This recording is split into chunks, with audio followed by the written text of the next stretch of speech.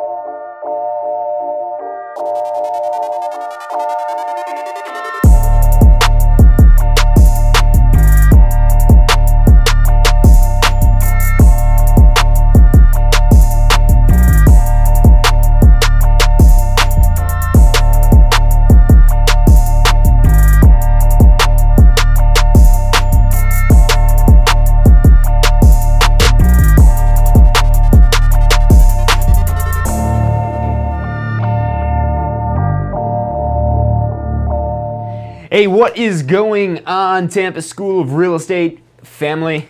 I'm Jon Carissimo from the Tampa School of Real Estate. We're here every Friday, 12 noon Eastern Time for State of Real Estate to help you take your real estate business to the next level. So you've got a place to go every single week that's going to help you become better, to maybe give you a little bit of motivation, and maybe give you some tactics that you could implement into your business. And what we're talking about today is, what are the magic words? What are the things that you need to say to your clients to be able to get them to say yes? Whatever you're trying to get them to say yes to, what do you need to say to them to get them to say yes? What are these magic words? So that's what we're going to be talking about today. And it's a little bit more of a process than just a couple little words. Like if it were just like, 3 words I could tell you that you could tell them and they're going to, oh my God, I need, every person is going to sign with you. Those don't exist. But when this is done correctly, it's going to seem like a very easy process, especially the more it is that you do it. So these are the things it is that you need to say to your clients to be able to get them to do business with you, to be begging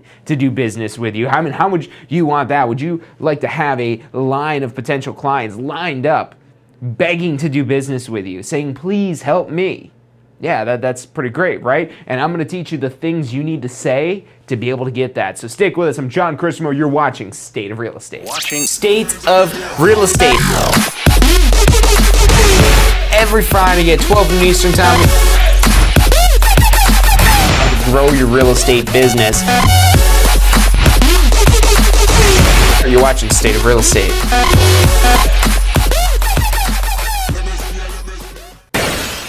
Hey, welcome back to this week's episode of State of Real Estate. Jon Carissimo here from the Tampa School of Real Estate. And what we're talking about today is the magic words you need to say to get people to want to agree with you. And it's really not just a set of words. You know, spoiler alert, I don't have any magic words. There's no such thing as magic words. It's the reason why you're using the words it is that you're using. That's what's actually powerful here. So often I see people saying that, ooh, I've got this value proposition. I've got this value proposition. I've got this feature. I've got this benefit. I've got whatever it is that you think people need or that you think people want.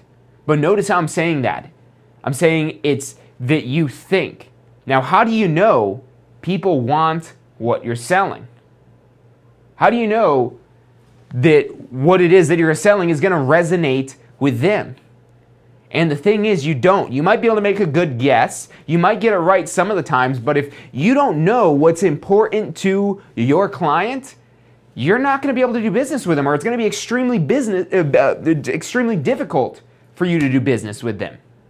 So how do you handle this? What is the way that you go about doing this so you don't end up with a huge potential deal, and you've got this huge potential deal, and you go and you prepare and you work on trying to do everything correctly. You've trained yourself, you're knowledgeable, you know everything about real estate, and you're trying to figure out, okay, what is it that I've got to say that's going to get this person to want to do business with me?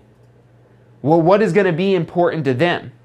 And you know, that's a good question to ask when you're advertising, but when you're actually having a conversation with somebody, when you're actually directly selling this person on whatever it is that you're selling, whether you're selling them a property, maybe you're selling them a listing agreement, maybe you're selling them a buyer brokerage agreement, or really this could be applicable outside of real estate here. I mean, sales, when it's done correctly, is pretty universal. So you don't want to just guess at what's going to make sense to them. So let's say that you're on a listing appointment. Let's say that you're out on a listing appointment today, and you're trying to get this person to list their property with you. So you're on a listing appointment, you're trying to get this seller to list the property with you, and you feel like things are going pretty good. They like you, they respect you, they think that you're knowledgeable. Now, how do you know what they want? So you make some good guesses, let's say. And let's say your strategy, let's say you've got some strategy to successfully get houses sold. And maybe that's holding open houses every weekend. And you know, and that we're just speaking theoretically here, but let's say that you know that doing an open house every weekend is what's going to get that property sold in the fastest amount of time possible. And let's say that's what you're doing. You're holding open houses for the property every single weekend. Now, let's say that you've got this, mega open house strategy. That you've got this strategy where you don't just have average open houses, you have huge open houses, and this is what differentiates you from all the other agents that are out there. That you're the open house agent. Nobody does open houses better than you. Open houses are your claim to fame, and and it works for you. Let's say that's where you're coming from.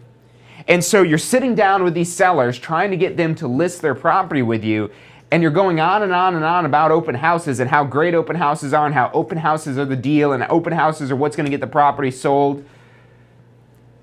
But they don't want to sign. They're not ready to commit yet. And so what you've got to realize is when people give you objections, they're not even always real. When people give you reasons why they don't want to do business today, especially if they say something like, yeah, we're just not ready yet, we're not ready to make a decision, or I want to sleep on it, or, we're not sure, I've got to check with so-and-so, or I've got to do this, or I've got to do that, where they're giving you these excuses and reasons why they don't want to sign your agreement today, that's probably not the reason. What is sleeping going to do to change what you just presented to them? And it's not.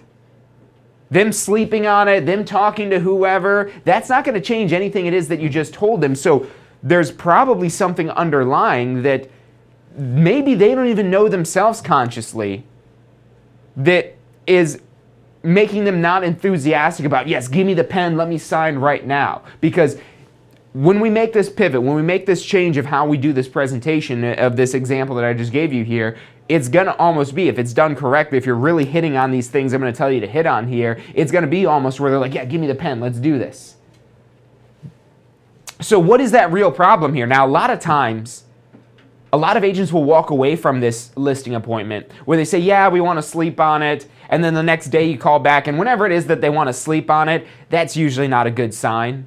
That's usually a sign that they're not sold on you. They're not sold on what it is you got to do. And especially if we're talking here about a seller signing a listing agreement, that they're not sold on what it is that you just presented to them. And then what's going to happen 24 hours later? Once they've had a night of sleep, they've had a night of rest, they've maybe talked to other people, they're going to be even less sold on you. Every second that goes by, they're going to be losing steam. Think of you as the fire that's heating up this kettle. They're the kettle.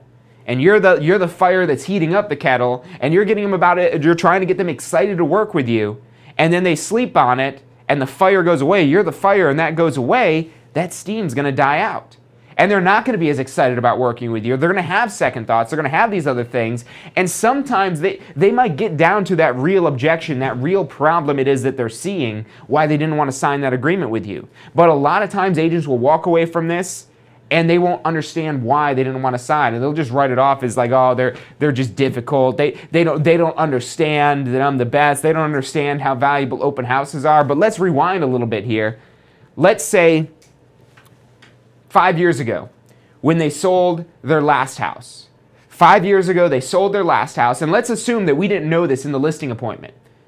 That we made that listing appointment, we made it all about open houses because, again, we're the open house agent, and again, that's the way we framed ourselves and how we were selling ourselves about how great open houses are.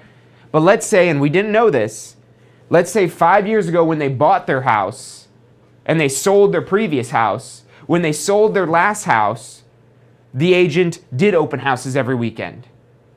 Now, maybe they're different than the open houses it is that you do. Maybe they're not mega open houses.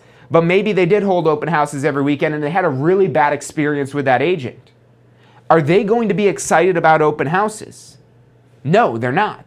Does that mean that you're not the right agent for them? No, it doesn't. It doesn't mean that this can't still be a great relationship, especially if you are at the top of your game, if you are an above average agent, if you do everything you can for your clients, this will still be a great relationship, but you have to frame it in a way that makes sense to them.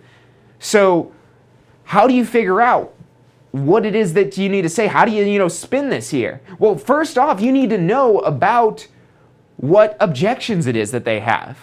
You've got to try to get these things out so that way you could solve the problem. Because in their mind, they were probably thinking in their mind, and if you have omni-knowledge, if you know everybody's thoughts, in hindsight, this seems really obvious, but if you knew that they had that experience 5 years ago and they're going into this listing appointment saying, oh, I hope this isn't like that last realtor that just held open houses all the time.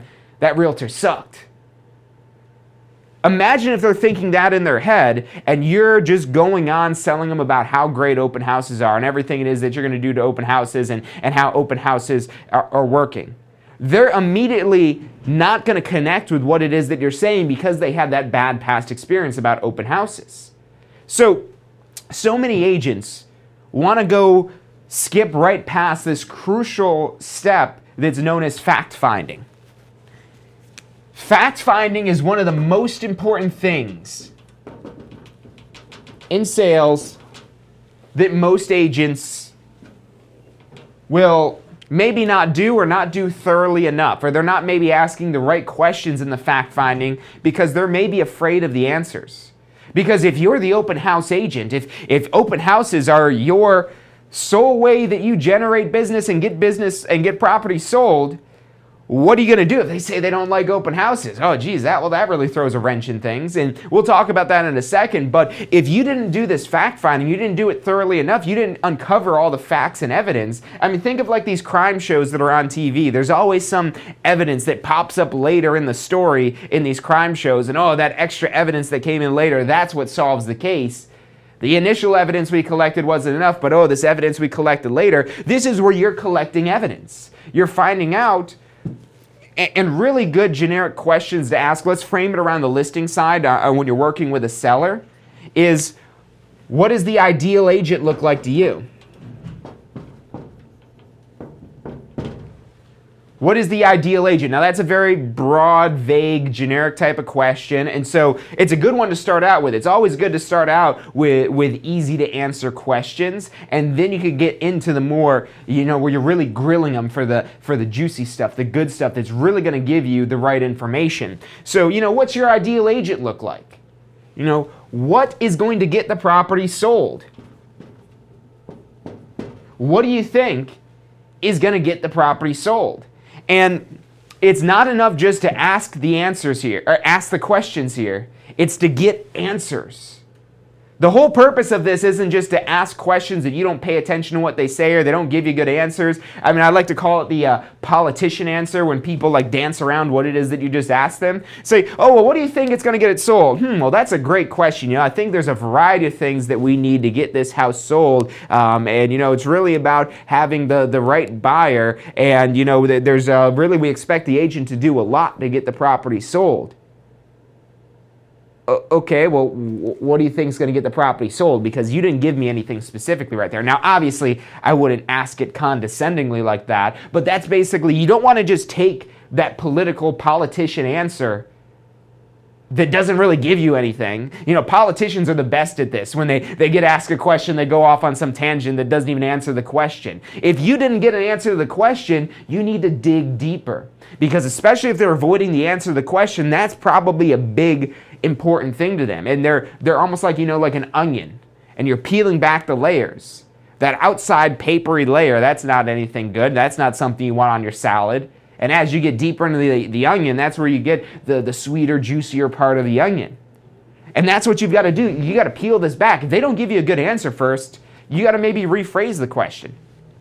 And say, maybe they give you that answer. You say, hey, what do you think the property's going to get sold? They give you that big, long-winded answer that doesn't give you anything specifically. Oh, yeah, that makes sense. And out of all that, what specifically? What do you think is the number one thing? Because now, see how I'm trying to hone in and say, what do you think is the number one thing that's going to get the property sold? And if they say open houses, oh, man, if you're the open house agent, you know that your pitch is going to resonate with them. But you don't want to just hope that they think open houses are going to be what's it. And ultimately what this means is you've got to have a variety of tools in your tool belt. Now, open houses, they're great, but I don't think open houses are the only thing you need to do to get a house sold. Because if that's all you need was just open houses, I mean, would there even be realtors? Would people really even need us if all they had to do was hold an open house to get the property sold? And the answer is no. So you got to have more tools in your tool belt, and especially if they say something, and we'll go through some questions you could ask to find out. If they say, oh yeah, we don't want open houses. If they tell you they don't want open houses, maybe it's like, yeah, I just don't want to open my house to the public, which you could understand where they're coming from. If somebody said that to me, it's like, yeah, I'm not really a fan of open houses. I really don't want people opening up my property to the public. Hey, I completely understand where you're coming from. I wouldn't want just random strangers just wandering in to my property as well. So I completely understand where you're coming from. And that's where you could kind of transition into, it's like, but what we could do for an open house, because I agree about having random people coming in, but it will definitely help us get the house sold. I agree with what you're saying there. I understand where you're coming from, but how about this? What if we did a sign-in sheet? So that way everybody that comes into your open house, we know who they are. Does that reassure you a little bit? Oh yeah, that does. Now notice how they're going to be more open to the open houses because you solved their problem. That's what we're here to do. We're a problem solver. We're here to solve their problem. We want to reassure them that they're making the right decision with us, and by doing that, we have to give them information of how we could solve problems. That maybe they never thought about that. They thought open houses, oh, just random people running through my house. Sorry. They think open house is just random people running through my house just to come try to get to maybe case the place, to steal stuff, who knows what it is. That's what they're thinking in their head. And if we don't pull that out, it's going to sound really bad when we're just trying to push open houses on them. Nobody wants to be pushed on anything. You don't want to just push things. You have to first pull out. You have to pull out information with fact-finding. What do you think is going to get the house sold? And, you know, if you're trying to find out about past experiences, so you may be asking them, is like, had you guys owned a property before this? Had you owned your home before this, or was this your first home? Oh, no, we've owned several homes before that. Great. Tell me about the last time you sold your house. What did that look like? How did that go? What did you like about the agent? What did you not like? What did you like about the process? What did you not like about the process? And now notice how this gives us the data that we need to be able to hone in and really refine our pitch. So your pitch, ultimately, you want to have a variety of tools in your tool belt. And to go with that handyman tool belt type of analogy, and, you know, let's just screwdriver. So everybody knows about screwdrivers. And you have the screwdrivers that are the Phillips head, and you have the flathead screwdrivers. So you have the Phillips head screwdrivers and the flathead screwdrivers. And we've got these two different screwdrivers because one screwdriver doesn't do them both. You can't use the Phillips head for a flathead screw. So if your client is a flathead screw and you're trying to use a Phillips head screwdriver, is that going to work? Are you going to drive them into whatever it is you're screwing them into to get? And that sounds really bad here when I'm saying this here. Obviously, we're not trying to screw our clients into anything. But going with the analogy here, if we're trying to put let's say a bolt, if we're trying to put a bolt into something, is it going to work if we don't have the right tool? And the answer is no. So we've got to understand what type of bolt they are, what type of fastener, I think is the fancy term for it, what type of fastener they are. Are they a Phillips head or are they a flathead? Which one is it that we need to use to get them to resonate with us? And if you don't do this fact finding, if you don't pull out the information, you're not going to know. You're going to be just guessing and hoping you get lucky that you line up with the people that are right for you. And even in that situation where they tell you that, hey, yeah, you know, I'm not a fan of open houses, but we know we need to do open houses. We know open houses are part of our strategy. Now we could refine our pitch to base it around them.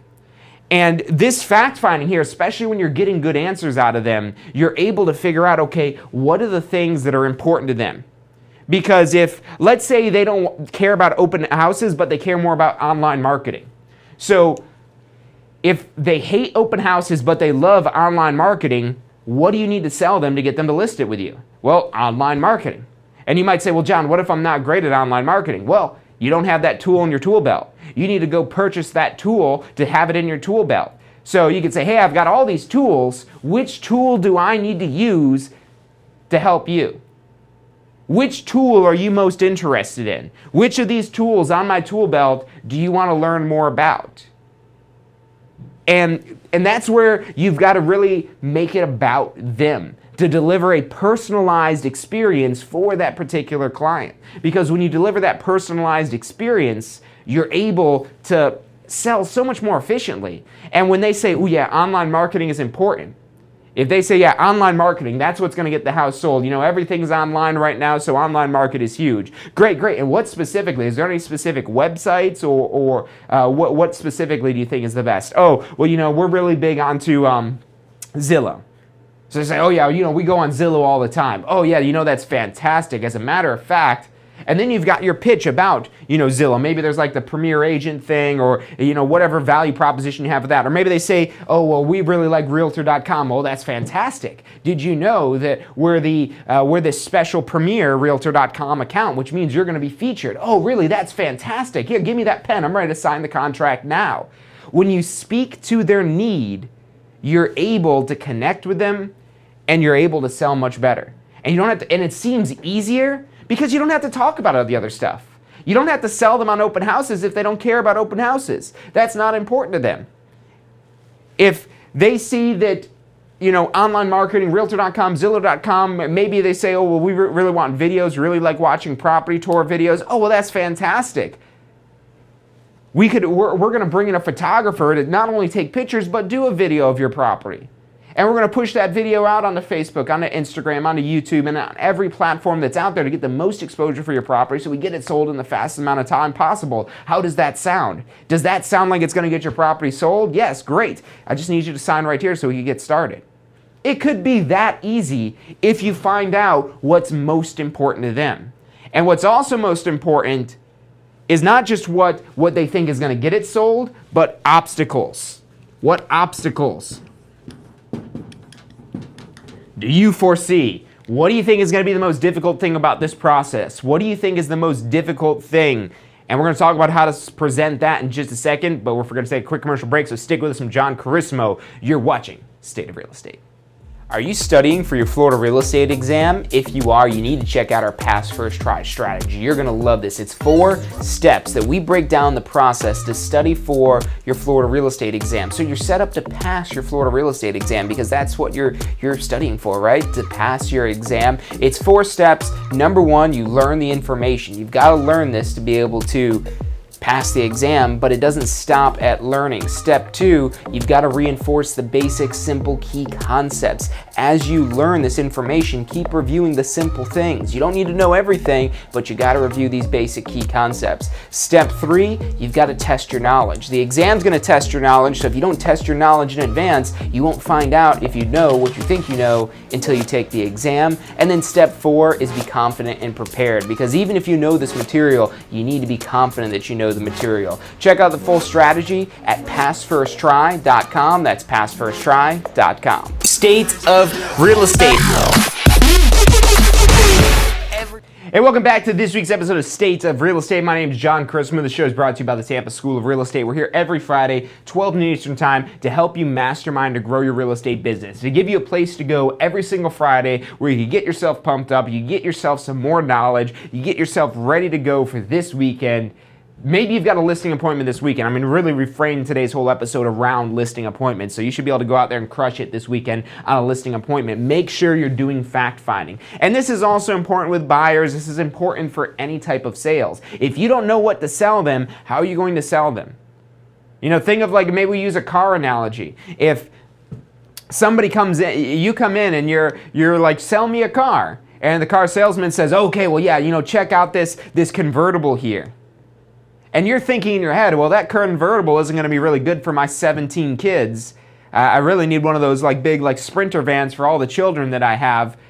But the salesperson, if you keep selling them the convertible, but really they need the big minivan type of thing, well, that doesn't make sense. And that's not going to happen, because they would ask you, well, what kind of car are you looking for? What do you need to use your car for? They're doing fact finding to figure out what it is that you need. So you don't want to just go into them and saying, hey, yeah, I'm the sports car of real estate. Maybe they don't want the sports car of real estate. Maybe they want the minivan of real estate. So then you got to be the minivan. And it's like, well, what if I don't want to be the minivan? I want to be the sports car. Again, you got to have tools in your belt. You've got to have more tools in your belt so you could appeal to more types of clients. Now, again, you might know what's going to get the property sold, but they don't care about your knowledge. They don't care about what you think. They care about what they think. Their thoughts are always going to be superior to your thoughts, at least in their mind, even if they don't admit it. So a big thing to ask about is obstacles. What obstacles do you foresee in the sales process? Say, oh, well, nothing. Well, we wanted to go smooth. Do you think there's going to be any problems? No, I don't think so at all. I just want to make sure that we go as smoothly as possible. Anytime you sold a house before, has there been any problems? Have there been any issues?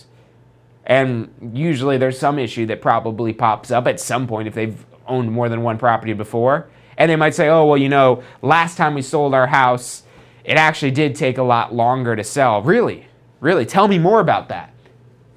Well, yeah, it took like 6 months to get the property sold, and you know, we were the agent wasn't really communicating with us. So now, what information are they giving you? They're saying, okay, they don't want to wait 6 months to get it sold. They went through that experience before. They feel like the agent wasn't doing their job because they weren't communicating with them. They're giving you the data that you need. You know, in 2019, data is so important. If you don't have data, you don't know what you're doing. You don't know how to position yourself if you don't have the data of what's important to them. And so you collecting this data saying, yeah, that's I completely understand that. That's the last thing I want to happen to you. You know, communication is my top priority. And then you go into your pitch about how you communicate with them. Maybe you say something about, yeah, you know, I'm available via phone, email, or even a text message. If you just want to even text me, I don't care what time of day it is. You call me, text me, I'm here to serve you. Oh, really? That's fantastic. That's great. Hey, and on top of that, I'm going to communicate with you updates every single week on how many people are viewing the property, where we're at, what other properties in the neighborhood are actually selling for. If there's any new sales, any new properties on the market, I don't want you to be out of the loop at all. Now, why would we say all these things? because they said that's important. That's a past experience they had that went poorly. Because if we just go in there cold, if we go in there cold, not knowing, not doing any of this fact finding, we just start saying, communication is important to me. I'm going to communicate to you every single day. And you're like, God, I don't want an agent that talks to me every single day. We just want to, get the house sold. Don't bother us. Then communication isn't important to them. So every client is different. They have similar characteristics depending on what we're looking at here, but they all have different things. They all have different things that appeal to them. And you don't want to just hope that you get lucky, that whatever you're saying is what resonates with them. Take luck out of the equation. Figure out what's important to them and then give it to them on a silver platter. Oh, communication is important? Oh, here's your communication. How's that look? You want that? Okay, cool. Sign right here and I'll give you that communication. That's what you want. You want to find out what's important to them, what are the positives and what are the negatives that you're going to overcome, and then serve that up to them on the silver platter. You do the fact finding, and then you serve up what it is that they said that they wanted in the fact finding. They'll say, wow, this agent really hits on everything. They've got everything that we're looking for. Yeah, because I asked you what you're looking for. I did a good job fact finding. I collected the evidence I needed to present a compelling case to you as to why I'm the best at what I do and why I'm the best for you. Now, again, you got to have the other tools in your tool belt for things, maybe not just the open houses, the internet marketing, the social marketing, the MLS, maybe brokers opens, or again, whatever it is that is going to be important to them. You want to have a solution to them, but you don't need to talk about all your tools if all they care about is the drill. If all they care about is the drill, you don't need to talk about your saw. You don't need to talk about your hammer. You don't need to talk about your level. Again, I use this whole tool analogy here. So you got all these tools, but they don't care. There's probably one or two things that they do care about, and that's what you need to focus on. And you focus on that and really sell those things, and again, serve them up on the silver platter that you're really showcasing whatever it is that they said is important. They're going to say, wow, this agent's reading our mind. No, not. I'm just listening. I'm just listening to what you said. I asked the right questions, then I listened to what you said, and so I knew what was important to you. And this is so essential in any type of sales, not just real estate sales, but any sales. You've got to know what's important to them, especially when there's so many things we could do in real estate to get a property sold. It's not about what you think it's important, it's what they think is important. You've got to find out what they think is important, and then you can deliver that information. And then that also gives you, if you know open houses are important and they're completely against open houses, you know how you can maybe spin that a little bit. Again, like that example I gave earlier. Oh, well, we don't want random strangers coming to the house. Hey, completely agree. I'm with you 100%. I don't want random strangers coming to my house either. I don't think anybody does. But how about we do this? Because I think an open house will really help us get the property sold. We'll limit the number of open houses that we do, and when I do them, I'll have everybody sign in on a sign-in sheet when they come in. Does that reassure you? I'm still hesitant. You know what? How about this? How about I bring in somebody else so that way not only will I be here, but I could bring in a mortgage lender to also keep an eye on everything just to make sure we don't have anybody being weird or out of the ordinary or anything like that, just to make sure that everything is safe and secure here. Does that reassure you about the open houses? Yeah, you know what I think it does. Great. So we'll put that in place here. All I need you to do is sign right here so we can go ahead and get started and get your house sold. There we go. And if they still give you pushback and they say, oh, I don't know, I need to think about it, I need to sleep on it, hey, I completely understand. I completely understand here. Now, other than you just having some extra time to think about this, is there anything else you're concerned about? No, that's it. I just don't like to rush into decisions. Hey, I completely understand. So you just don't want to rush into anything. I mean, other than rushing into anything, there's nothing else, right? If fast forward to tomorrow, you're ready to sign, correct? Yeah, definitely. Yeah, I'll sign it tomorrow. Well, hey, look, let's do this. Since I'm already here, I've already got the contract, I've already got the agreement, let's just sign it right now. And if you call me tomorrow afternoon, let's say we're here on Friday afternoon, and you call me tomorrow afternoon, and you decide, you know what, John, I can't do this. I'll tear up this agreement. No cancellation fees, no nothing. It'll be like this agreement never even happened. Does that sound fair? Yeah, I guess it does. All right, great. Well, let's get this signed right here, and this will allow me to have a head start on getting everything ready to get your property sold, and we're going to get it sold as quickly as possible for you. Great. Sign right here. Now, notice how, again, you might have to go back into this fact finding. You might have to go back into that, especially when they're saying, yeah, I'm not ready. And, you might be hesitant about pushing somebody into something, but would you push somebody if you knew it was ultimately what's right for them? Too often I see agents get hesitant that I don't want to be pushy, I don't want to be aggressive. Well, if you knew, if you had the cure for cancer and you've got somebody with cancer there, would you try to push them into taking it, or would you say, well, I've got it if you want it, but if you don't want it, that's okay? If this was somebody you really genuinely cared about and they had cancer and you had the cure for cancer, that they take this one pill and the cancer goes away forever and never comes back again, would you push that on them? Of course, because you knew that's the solution. If you know you've got the solution, and if you feel like, maybe it's a little too pushy, maybe you don't know if you haven't done this fact finding right. And if you're doing this correctly, it should seem right. It should seem right. It should seem okay. It should seem ethical, because you know that you've got the best solution for them. So if you don't feel like you've got the best solution for them, maybe you didn't do the fact finding correct. Or maybe they said, social media marketing is really important to me, and you're not that good at social media marketing. So I understand if you feel like you're being pushy there, because when you feel that way, it's because you're not confident in what it is that you're offering. So how do you get confident in that? Okay, well, maybe, take some courses on social media marketing. Maybe get good at that so you've got another tool in your tool belt. Because I completely understand where you're coming from about that. If you feel like, oh, that's kind of aggressive, that's kind of pushy, but when you know you're the best at open houses and they said they want an open house, you say, well, you know what? There's nobody out there better at doing open houses than me. I know I'm going to get your property sold. I know open houses are important to you, and trust me, there's no one that does better open houses than me. Let's go ahead and get this into motion right now, and I could go ahead and get a jump start on getting everything ready to get your house sold. Does that sound fair? Yes, it does. Great. Sound right here. And so this fact finding, this really helps you uncover. This will give you the magic words where you won't have to be aggressive or the hard sell. Because they'll be the ones, they've already hard sold themselves, and they'll be saying, hey, give me that pen. Yeah, this is great, perfect. They're excited. They're not hesitant about doing business with you. They're excited about doing business with you. If you get them feeling that way about signing that agreement, now all of a sudden it's no longer just about, oh, are they going to sign it? Can I convince them to sign?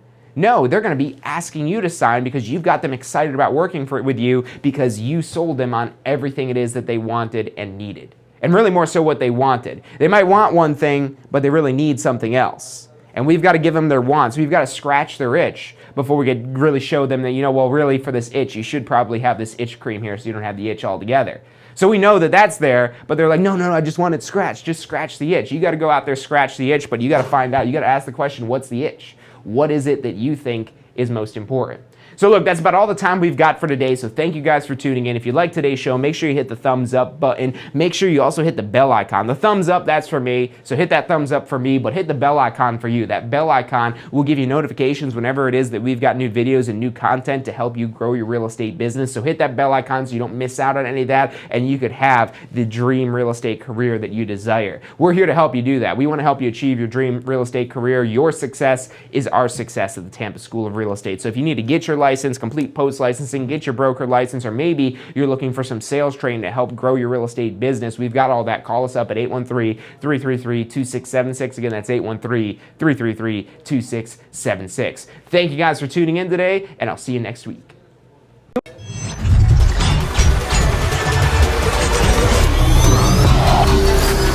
The most powerful tool to study for your real estate exam is the Question Simulator from Tampa School of Real Estate. We've used our years of experience in preparing students for the Florida real estate exam to bring you the most powerful exam study tool available. In the Question Simulator, you'll be able to go directly to a particular unit so you can focus on the sections where you need the most practice. We have also included the percentages of each unit so you know which units are the most important for your real estate exam. Every question will immediately give you detailed feedback, which is almost always more important than the question or the answer themselves. After completing all the questions in a particular unit, you can go through question by question and review any that you've gotten wrong. You could also print out a report at the end of each quiz. The Question Simulator from Tampa School of Real Estate is 100% mobile compatible, so you can practice with test questions anywhere you have your phone with you. Enroll now at questionsimulator.com and get ready to pass your exam.